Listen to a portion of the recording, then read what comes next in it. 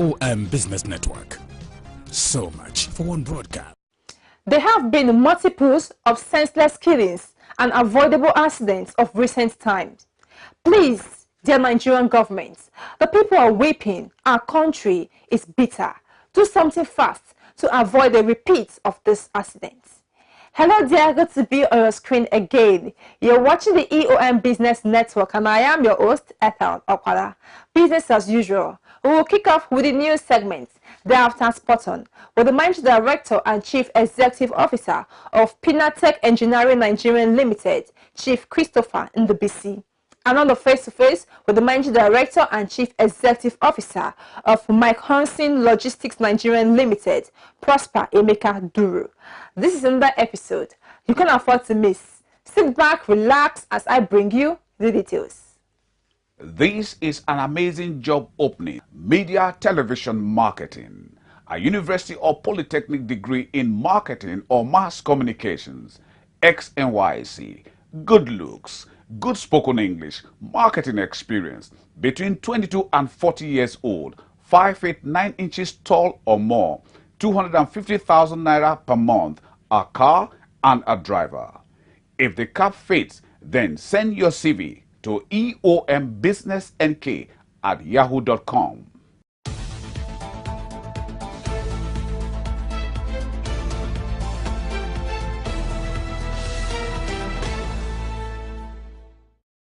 Let us start with the engineering sector. Government has been criticized for its inadequate support for indigenous content providers in Nigeria. In an exclusive chat with EOM Business Network News, Managing Director and Chief Executive Officer of News Engineering Nigeria Limited, Lady Josephine Nwaze, questioned the policies of government which favor foreign engineers over their indigenous counterparts. Engineering industry in Nigeria has actually come a long way. If you ask me, they are not doing badly, but some policies need to be changed. Some of the policies they adopt in Nigeria is such that don't favor the indigenous companies. You can hardly see in a foreign company that can showcase the kind of profile we have as an indigenous company. But sadly enough, Nigerian government is not doing much to support indigenous companies. They prefer dealing with foreigners. And at the end of the day, these foreigners will carry all the money and go back to their country. And yet we are crying wolf that there's unemployment. We are crying we need to build our economy. There's no other way of doing it than supporting an indigenous company on ground. I'll give you an example. Recently there was an advert for a project, and the conditions that you'd have to meet to pre-qualify for that project is impossible. Don't forget that we're just managing to come out of recession. The financial requirements, the technical requirements, is impossible. They made it look impossible for any indigenous company to qualify. Now to agriculture. Inaccessibility to loans is one of the major challenges facing farmers in Nigeria, and this development has largely affected their operations. Founder and Chief Executive Officer of Farm Cash Integrated Nigeria Limited, Patrick Ugumba, is critical of the management of loan schemes for farmers in Nigeria. Government have these loan schemes, but farmers are actually not accessing it. It's not reaching farmers out there, you know. I've tried to access one before now, the Anchor Borrowers Program, you know. After we attended the training and everything, you know, till date, that was 2 years ago, you know, till date, they are still telling us they will disburse, you know. And what do you think I should do? I should just sit back and still listening to they will disburse one day? No, I had to take action by trying to create a model, you know, through Farm Cash to help the farmers that is in our network. And that's what we're trying to do, you see. So there are so many people out there that are frustrated, you know, even trying to access these loans themselves, you know. And that is one area that the government need to really work on, to ensure that the people that these loans are meant for, they are getting it. And to health matters. Chief Consultant General and Laparoscopic Surgeon of Model Care Hospital, Major General Dr. Samuel Ame, spoke to EOM Business Network News on the state of specialized healthcare services in Nigeria. We've come this far, maybe on a very slow path. If you recall, some years back, private hospitals, they operate from very small infrastructures, maybe 2, 3 bedroom, 4 bedroom, and you have one doctor who tries to render a range of services, but now you have hospitals operating from bigger edifices with highly specialized people and equipment-wise too. We have state-of-the-art equipment in most of our hospitals. No, so we're growing, but there's still a lot to be done. And that is the EOM Business Network News. ARB Solar Investment Limited, the renewable energy giant and solar hub of Africa, is a consultancy and general contracting company positioned to providing quality alternative power solutions in Nigeria. Since 2010, JRB Solar Investment Limited has been working strategically to facilitate innovative productions and distribution of environmentally sustainable energy solutions. JRB Solar Investment Limited is into sales, installation, maintenance, and servicing of highly efficient and durable alternative energy systems of various capacities. Come over to JRB Solar Investment Limited, 2 IBM Haruna Street, Utako District, Abuja, Nigeria. Call telephone number 080-5775-5008, 080-5943-9425, 080-600-81887. JRB Solar Investment Limited, your one-stop shop for renewable energy solutions. Polycarp Didam is the Managing Director and Chief Executive Officer of Veritas Capital Assurance PLC. You know, every economy is dynamic. The whole world too is dynamic. We live in a global world where there are changes all over the world. Now, any business that does not change, is bound to go into extinction. It will interest you to note that myself and the board are new people in this, in this organization. We took over this organization sometimes in last quarter of last year. And so the board, management, and everyone have said we need to build a world-class company. And you cannot build a world-class company if you don't change what is on the ground, if you don't change the status quo, if you don't think out of the box. So one of the reasons for the change is to, reposition ourselves, for greater challenges, is to reposition ourselves to adding value to our stakeholders, is to reposition ourselves to adding value to our partners, to our customers, to the international community. I think where we found ourselves today is as a result of what happened in 2015. We've gone through a cycle of recession from when the new government came in. Recession dragged on until sometimes the last quarter of last year, and partly the effect we also felt it in 2018. Of course, typical of any economy that is under recession, a lot of things happen to businesses. Businesses shrink and what have you. The sector I represent, which is the insurance sector, which is a subsector of the finance sector of the economy, has also been hard hit. And we as a company too has been hard hit. But for us, one of the things that is holding us strong is because of the strong fundamentals that we have. But again, we have said to ourselves, in spite of the challenges, we need to make a difference. And so we are still strong and hoping that now that we're out of recession, big businesses will begin to pick up, and then we record whatever we. I think it's purely political. This is not the first time we're doing budget. Even when we're kids, budget will always pass and there will always be problems. I think the problem with budget, especially in an economy like Nigeria, is implementation. I mean, we have very good plans, one of the very strong plans, very sound plans. Unfortunately, when it comes to implementation, that has always been the problem. So the issue is not the argument about the budget, it is about implementation. Because if you look at what had happened even in the last budgetary year in 2017, I don't think we have, in terms of implementation, we have done 70% of what we said we were going to do. And that's the problem. So the problem is not on who padded the budget or when it was passed or when it was not passed. The problem has always been implementation because, like I said, our budget process is always very good, but implementation has always been the problem. Well, again, you cannot blame this government for corruption, for what is happening in the economy now. We have had corruption, for so many years now, even though it's not peculiar to Nigeria. The level, the scale is alarming, especially when it comes to Nigeria. I think recently, Transparency International, rated us very high, that there's no improvement. So what does that tell you? That even in spite of the fact that we have a government that is fighting corruption, we still have not achieved what we want to be.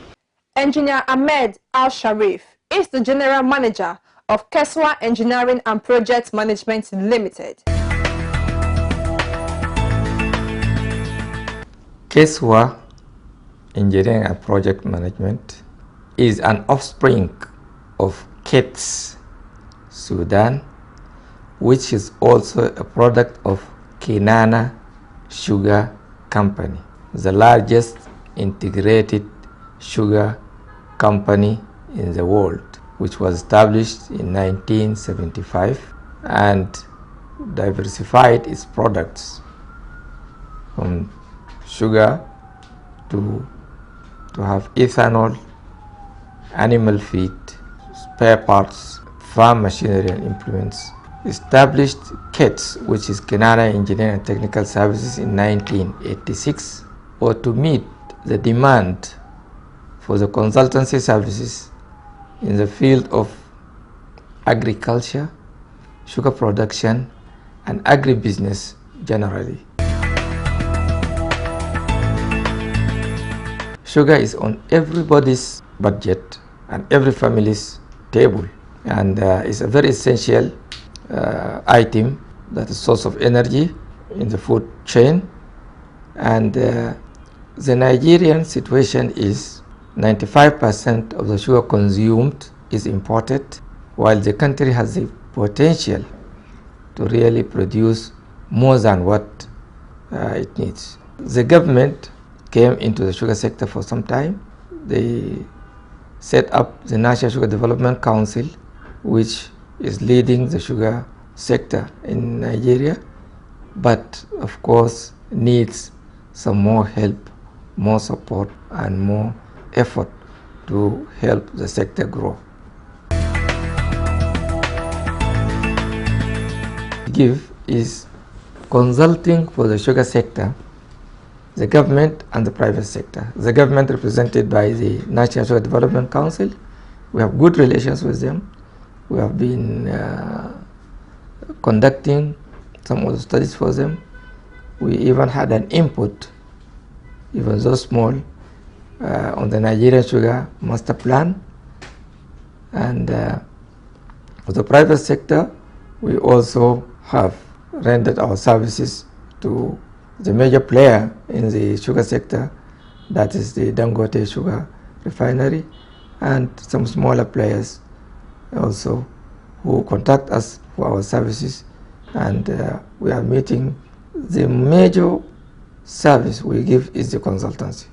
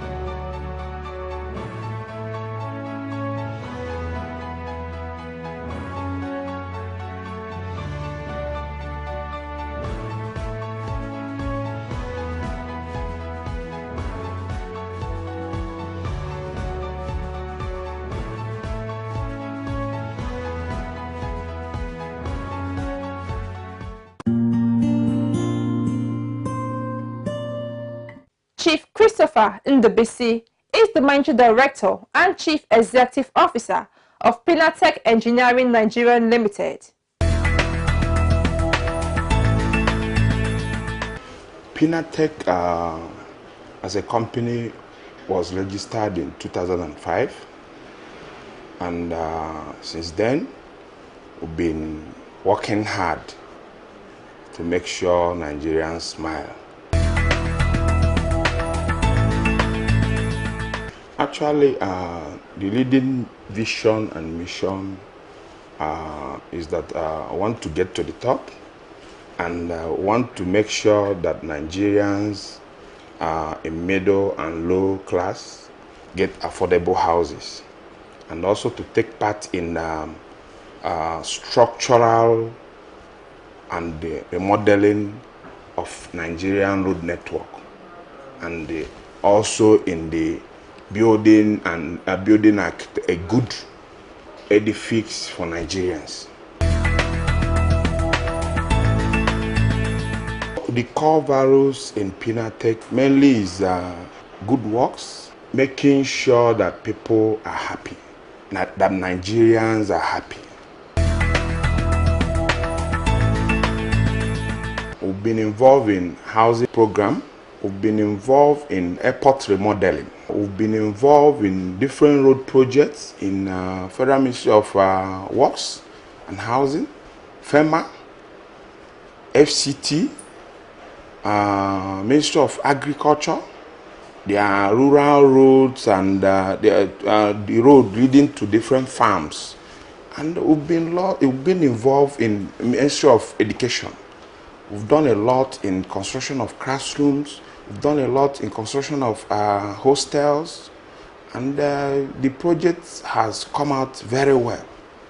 And that's why people have confidence in us. When they saw the Pinatech estate, they were very happy. They knew that we've been there, and we'll make sure that whatever we are giving Nigerians are qualitative and good works, which we are known for. The activities of real estate in Nigeria, so far so good. The players has been doing very well. They've been trying, but there's something missing in the industry. What is missing is that the government support have not been inculcated in what we are doing, because by the time the government realized that we need single digit to drive the sector, every Nigerian will own a house. If you go abroad and you are working, you have a good job, you are entitled to a house, because of course your work can give you a house, and you'll be paying gradually as you work. But here is a different thing, because one is that cost of money here is very high. So we need government to come in to make the interest a single digit, so that every Nigerian can smile more. The other businesses I'm involved in is computer business. I'm the MD of Polycarp Computers Limited. We're into hardwares and softwares. We provide the ministries and parastatals with hardwares such as laptops, desktops, printers, and other items, and also provide technical support to them, such as networking and maintenance of their systems. Polycarp Computers Limited, is well known. People like our products, and people patronize us because we sell a quality materials such as inks, printers, desktop and laptops and other things.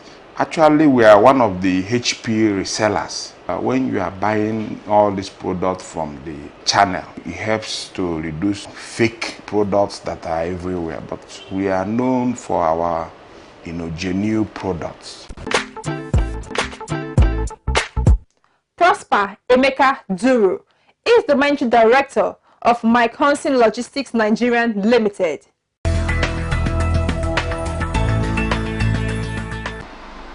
We are currently undertaking real estate development projects, and then starting with acquisition of large tracts of land where customers, intending landowners, property owners buy into, and then safe investments which they can always develop into, housing projects or any other projects that suits their purpose within the framework of the residential or the estate scheme itself.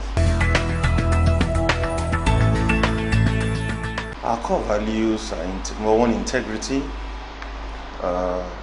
friendship building, knowing who we deal with, and then trying to meet their needs as much as possible with what is obtainable on ground, and of course building reputation and continuity in everything we do.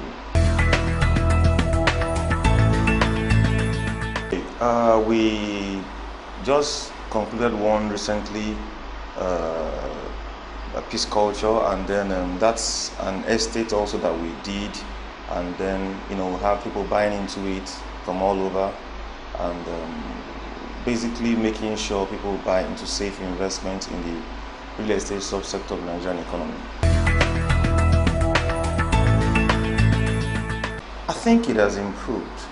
I think it has improved because you see a couple more projects, here and there, all over, and generally, I think it has improved. I think the housing system is being improved upon, and then even right here in this axis, in the Lekki, Aja, Ibeju-Lekki axis, you have more of it coming up. We haven't heard much about building collapses as we used to have in the past, and so I think that is indicative of the fact that it has drastically reduced. Because I know that Lagos State has laws in place whereby when structures collapse, the property will be forfeited to the government if Lagos State government does whatever they have to do, and then most times I think it's forfeited really, just like fire outbreaks too. It has really helped to portray the country Nigeria in a different light, unlike before the advent of the internet and social media, because there has been a lot of negative ideas and information about Nigeria. So with all of this, they get to know more. They can actually hear and see the National Assembly, the House of Reps sitting in the House. They hear them deliberating on laws, and so many other things that one can actually catch up on, live, maybe on the internet or TV or social media, whatever, So I think it has been a good one. I think it needs to be improved upon. I think it needs to be, there's always room for improvement, and generally it should be improved upon, because things ought to work for everybody.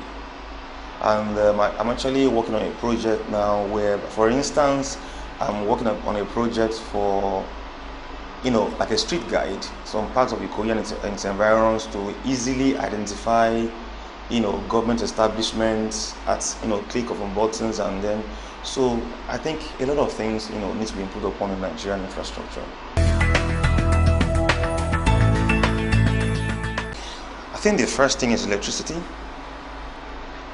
We need power, and then we also face the challenges of quacks in the industry. We also face the challenges of people who don't know what they are doing, and also some clients too can be difficult too, and then but we always have our ways of doing things, so electricity majorly, and then I think trying to regulate also the industry so that there won't be indiscriminate price fixing, and taking advantage of prospective clients that want to buy into the real estate sector.